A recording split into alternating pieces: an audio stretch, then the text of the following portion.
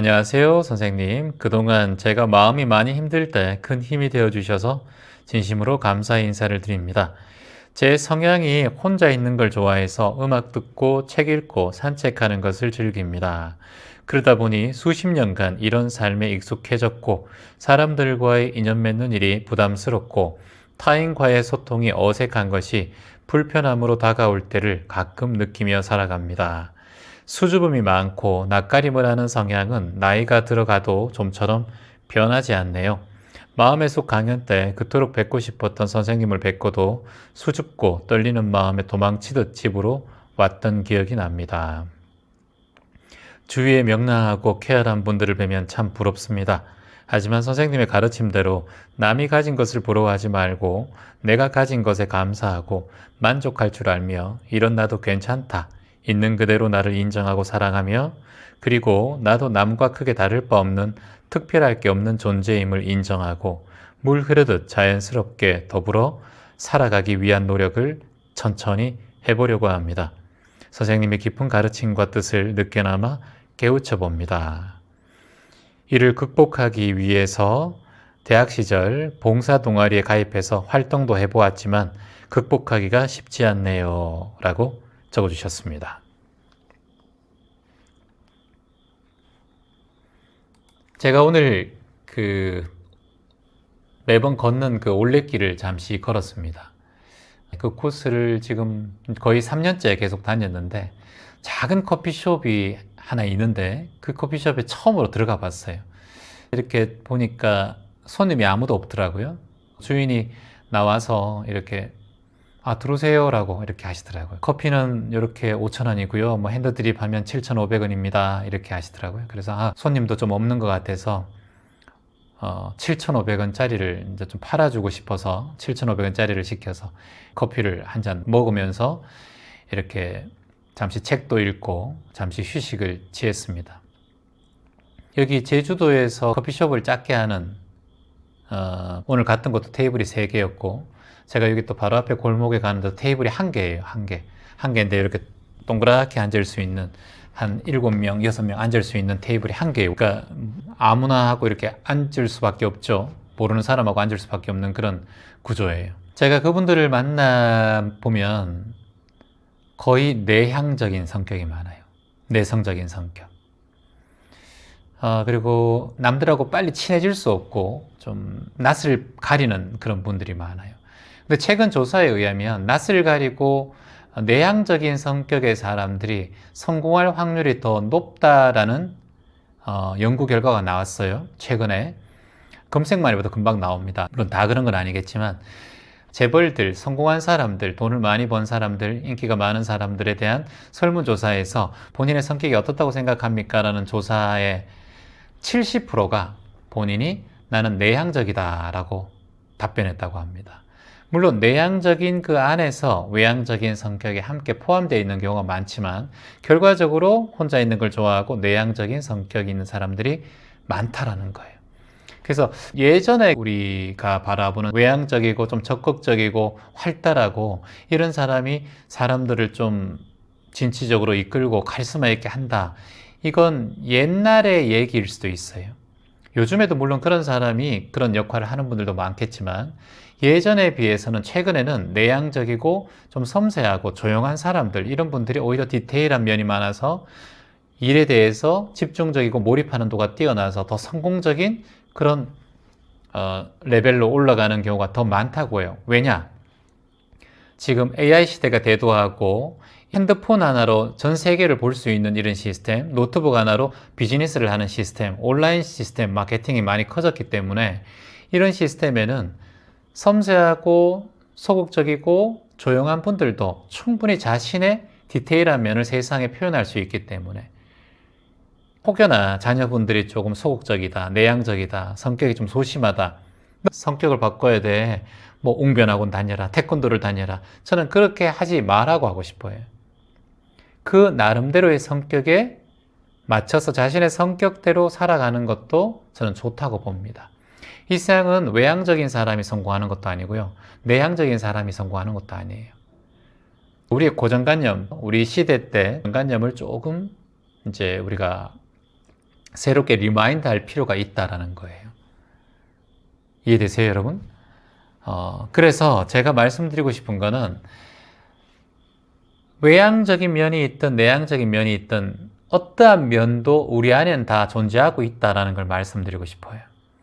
여러분이 친하고 정말 동네 너무나 어릴 적에 초등학교 친구들 만나면 편하잖아요.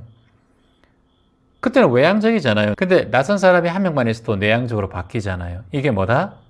연기법이라는 거예요. 어떠한 상황으로 말미암아서 내가 성격이 바뀌는 거지, 내 성격을 내향적이다 외향적이다라고 저는 판가름하지 않았으면 좋겠어요. 인연에 따라서 외향적인 면도 나오고 또 환경에 따라서 내향적인 면도 나온다는 거예요. 그래서 이 마음과 성격에도 뭐가 필요하다? 중도가 필요한 거예요. 중도. 몸과 마음의 균형을 찾는 것. 뭐라고요? 몸과 마음의 균형을 찾는 것. 이것이 중도예요, 여러분. 몸과 마음의 균형을 찾는 것. 본인의 성격과 관념을 어떻다 저떻다 이렇게 판단 짓지 마세요. 마음의 몸의 균형을 잡을 뿐이에요. 판단하지 말라는 거예요. 나는 다만 급한 마음, 소심한 마음, 적극적인 마음, 그리고 적극적이지 못한 마음이 있으면 그 몸과 마음의 균형을 맞추려고 깨어있는 마음으로 지켜보면 돼요. 이게 우리는 다만 할 일이에요. 양궁을 하는데 활줄이 너무 팽팽하면 어떻게 돼요, 여러분? 딱 끊어져 버려요, 땡기면. 근데 활줄이 너무 느슨하면 어떻게 됩니까? 활이 나가지가 않아요. 검은고의 줄, 기타 줄도 너무 팽팽하면 끊어져 버리고 너무 느슨하면 소리가 나지 않아요. 이게 중도예요. 균형이 있어야 된다는 거예요, 균형. 그러니까 우리 스스로가 균형을 잡을 수 있는 몸과 마음가짐이 되어 있어요, 본래. 여러분 안에는 본래 몸과 마음의 균형을 잡을 수 있는 그 컨트롤 타워가 있다니까요.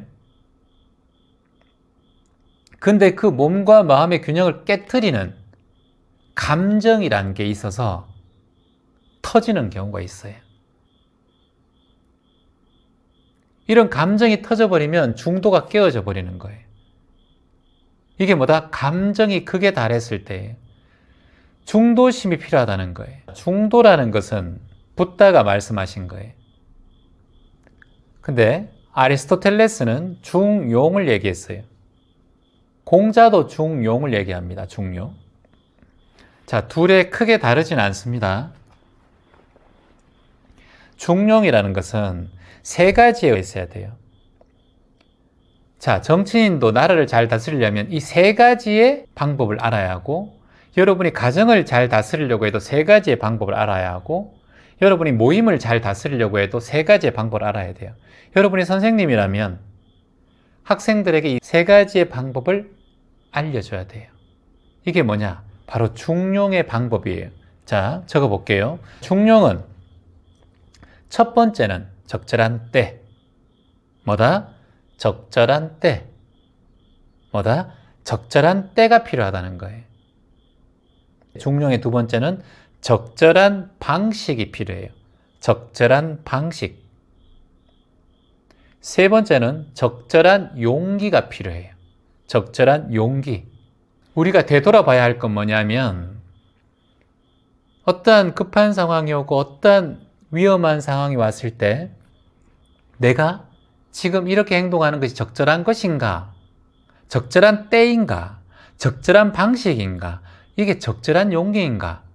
이걸 냉철하게 바라봐야 실수하지 않고 본인의 삶이 망가지지가 않아요.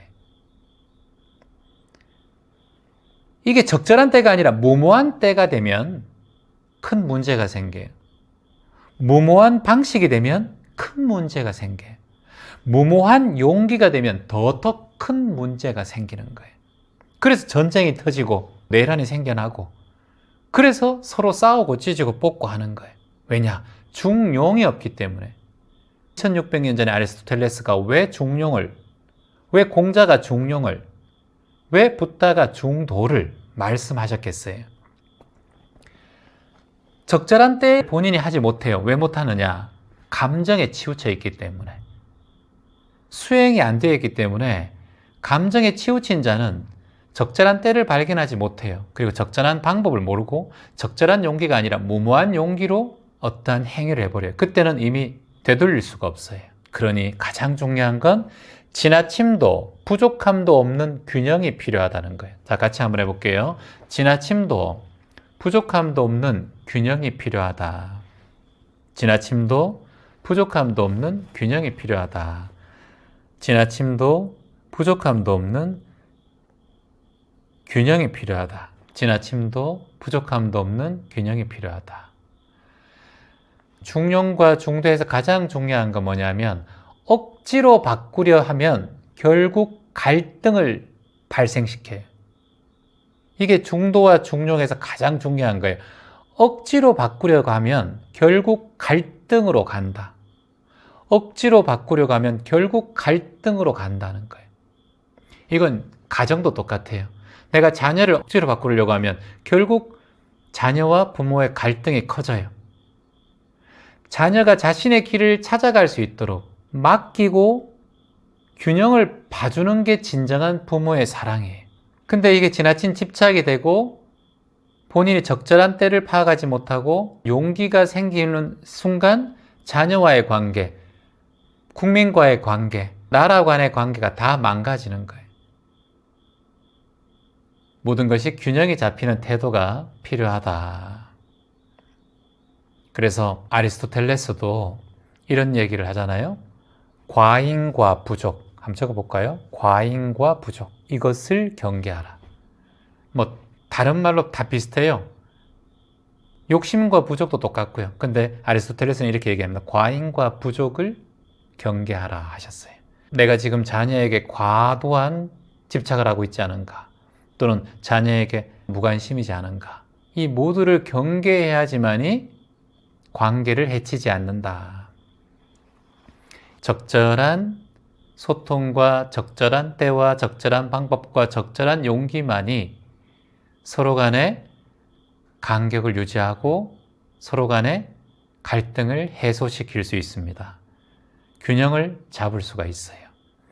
그리고 마지막 두 가지 말씀드리고 마무리할게요. 이 두 가지 질문을 항상 마음속에 간직하면 좋다. 제가 소크라테스의 얘기 자주 하잖아요, 여러분. 소크라테스의 질문법이 있는데 여러분이 만일 어떤 위대한 지도자고 정치가고 또는 뭐 위대한 부모가 되고 싶고 한 자녀에게도 위대한 부모가 있을 수 있잖아요. 또는 위대한 어떤 사업가가 되고 싶다면 이 두 가지의 질문을 마음속에 항상 달고 살아야 돼요. 자, 예를 들어서 여러분이 위대한 존경받는 부모가 되고 싶다. 자녀가 부모를 존경할 때 가장 행복하죠, 부모는. 세상이 다 무너져도 자식이 부모를 존경한다 그러면 너 존경하는 분 누구야? 아버지요. 그러면 굉장히 아버지는 잘 산 거예요. 첫 번째 질문은 이거예요. 부모로 하면 이렇게 질문하셔야 돼요. 나는 자녀를 진심으로 인정하고 있는가요? 나는 자녀를 진심으로 인정하고 있는가? 또는 이해하고 있는가? 대표라면 나는 직원을 진심으로 이해하고 인정하고 있는가? 이 질문을 스스로에게 하셔야 된다는 거예요. 두 번째 질문 뭐냐? 나는 내가 고집하는 방식이 정말 옳은가? 라는 질문을 하셔야 돼요. 자, 여러분이 그룹 대표라면 내가 직원들에게 내가 뭔가 고집하는 방식이 정말 옳은가? 라고 본인에게 질문하셔야 된다는 거예요. 이 두 가지 질문이 삶의 방향을 바꿔요. 이 두 가지 질문이.